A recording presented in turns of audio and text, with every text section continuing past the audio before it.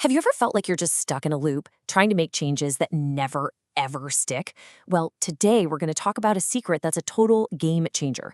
See, real lasting change, it isn't about these giant heroic efforts. It's about tiny, almost invisible steps.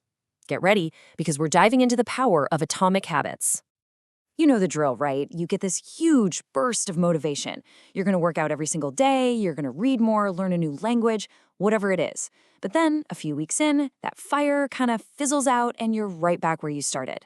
It's so frustrating, and honestly, we've all been there.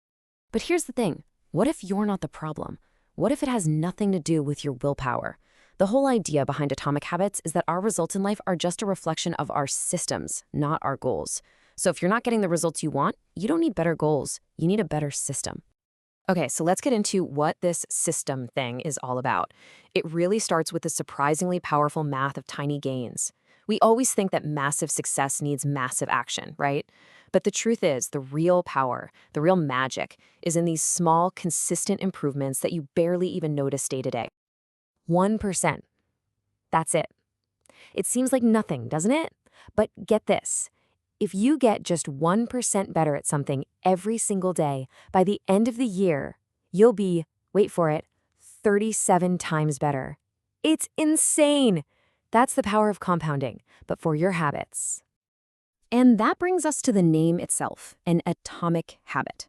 Now, think about the word atomic in two ways. First, yeah, it means something super, super small, like an atom. But it also means the source of immense, incredible energy, like an atomic explosion. So these are the tiny little routines that build and build until they lead to these remarkable results. So, how do we actually build these game-changing habits? Well, lucky for us, there's a really simple, repeatable framework for it. Think of it like a user manual for your brain, and it's all broken down into 4 simple laws we can use to basically design our own behavior. And here is that blueprint. It's 4 simple rules. Make it obvious, make it attractive, make it easy, and make it satisfying. Each one of these targets a different part of how habits are formed. Obvious is the trigger, attractive is the motivation, easy is the actual action, and satisfying is the reward that makes you want to do it again. This quote just hits the nail on the head, right? It's not about dreaming bigger or wanting it more. At the end of the day, we all fall back to the level of our systems. A really well-designed system makes progress feel almost automatic. So let's figure out how to build one. Okay, enough theory, let's get practical. How do we take these 4 laws and actually turn them into a step-by-step guide for building any good habit we want? The trick here is to make it ridiculously simple. So for law 1, make it obvious, be super specific. Don't just say, I'll read more. Say, I will read 1 page at 10 p.m. in my armchair. For law 2, make it attractive. You stack it with something you already enjoy, like, I'll listen to my favorite podcast, but only while I'm doing the dishes. Now, law 3, make it easy. This one is a game changer. It's called the 2-minute rule. Want to meditate? Start by just taking 1 deep breath. Want to go for a run? Your only job is to put on your running shoes. Seriously. And finally, make it satisfying. You have to give yourself a win immediately. Even just putting a big check mark on a calendar gives your brain that little reward it needs to keep going. All right, that's all for building the good stuff. But what about the habits we want to get rid of? Well, this is the really cool part. You don't need a whole new playbook. To break a bad habit, you just take those 4 laws we just talked about and you flip them upside down. It's so elegant, isn't it? Just 2 sides of the same coin.